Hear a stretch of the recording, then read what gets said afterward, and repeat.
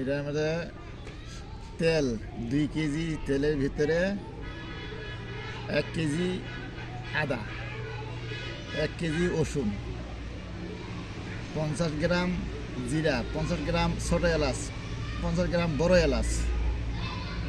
এটা আগে তেল ভাজে, তারপর ভাজা তেলের পরে আদা রসুন পেস্ট ইত্যাদি যাহা কিছু সম্পূর্ণ তেল আবার ভাজা লাগবে। ভাজতে ভাজতে যা লাল হয়ে যাবে, লাল হওয়ার পরে কিছু হালকা ওই যে জিরার গুঁড়া ছেড়ে দিয়ে হয়ে গেল তেল পাক।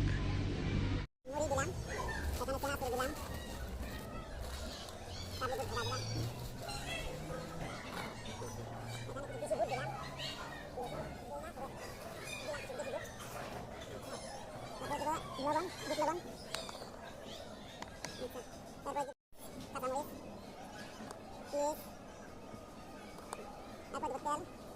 ভাজি, এটা মেন আকর্ষণ।